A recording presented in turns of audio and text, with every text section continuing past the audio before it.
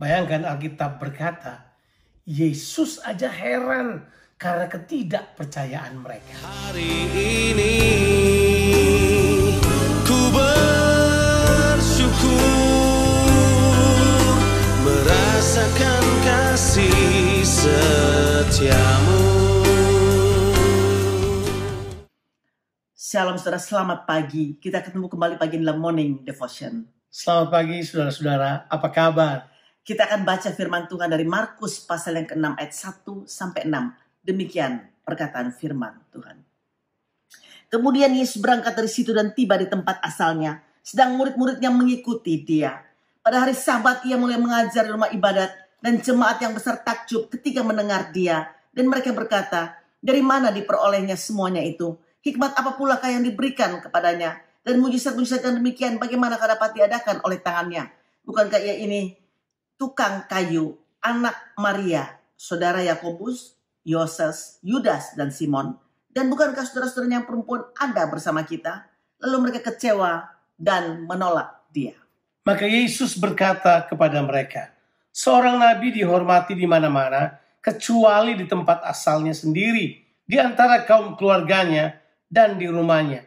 Ia tidak dapat mengadakan satu mujizat pun di sana, kecuali menyembuhkan beberapa orang sakit dengan meletakkan tangannya atas mereka.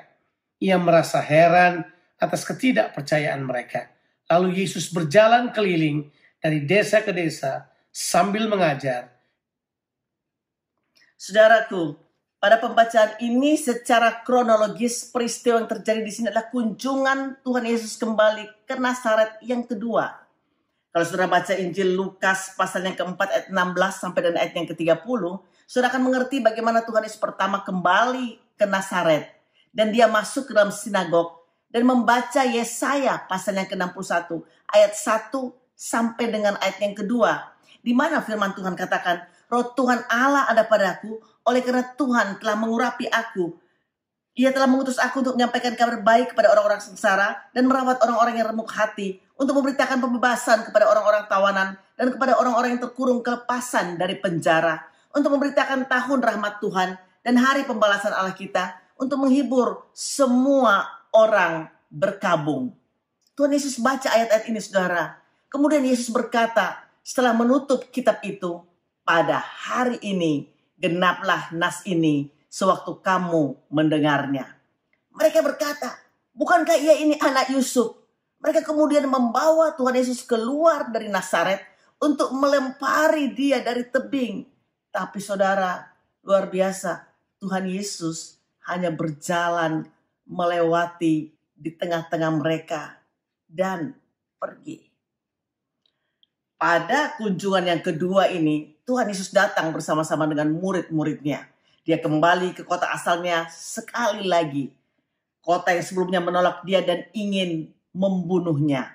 Yesus sekali lagi kembali ke sinagog pada hari Sabat dan membaca kitab suci. Lalu Tuhan Yesus mengajar karena Yesus memberi Nazaret kesempatan yang kedua. Injil Markus menuliskan bahwa waktu dia mengajar, mereka takjub. Mereka berkata, hikmat ini dia dapat dari mana ya?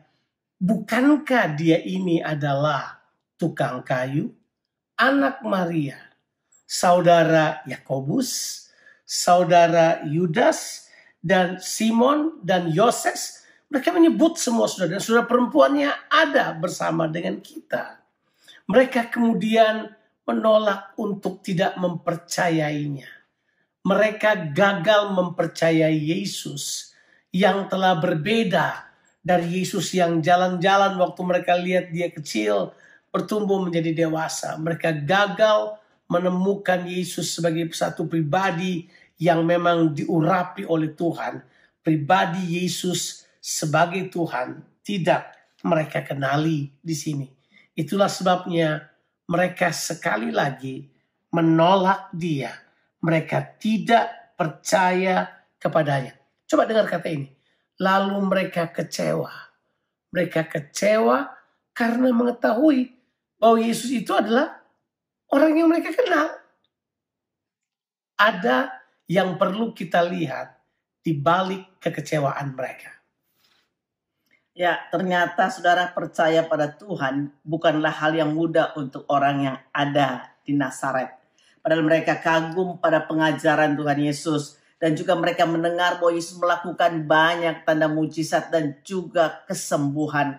Tapi mereka telah membatasi dan dibatasi oleh pengenalan yang dangkal tentang Tuhan Yesus. Yang membuat mereka menolak untuk percaya. Bayangkan Alkitab berkata, Yesus aja heran karena ketidakpercayaan mereka. Sampai-sampai Alkitab berkata, di situ Yesus tidak bisa berbuat banyak mujizat. Sampai dia hanya menyembuhkan beberapa orang yang dia tumpangkan tangan ke atas mereka. Hanya sedikit saja. Karena ketidakpercayaan mereka. Memang benar saudara. Seringkali kita membatasi Tuhan pada pengenalan kita yang sempit. Sehingga iman kita tidak bertumbuh. Coba saudara bayangkan. Ada banyak daerah-daerah Kristen, kantong-kantong Kristen, di mana orang-orangnya sama sekali bahkan tidak mempercayai Tuhan Yesus. Ada banyak di negara-negara yang sekarang sedang menyebut diri mereka sebagai post-Christianity, pasca kekristenan, yang berkata mereka tidak bisa percaya lagi. Mengapa? Karena mereka gagal bertumbuh dalam pengenalan akan Tuhan. Saudaraku, mari kita bertumbuh dalam pengenalan akan Tuhan, supaya iman kita tetap bertumbuh dan mempercayai Dia dalam segala keadaan. Bagi Bapak, Ibu, Saudara yang merayakan Hari Raya Tahun Baru Imlek, kami mengucapkan Gongsi Fatsai, Tuhan Yesus memberkati. Amin.